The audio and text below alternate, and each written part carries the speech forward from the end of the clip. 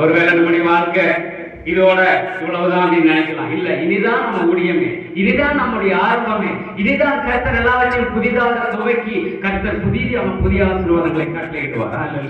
அக்கினியில் நடந்து வந்தோம், அக்கினியில் நடந்து வந்தோம், ஆனால் சேதம் ஒன்றும் இல்லை.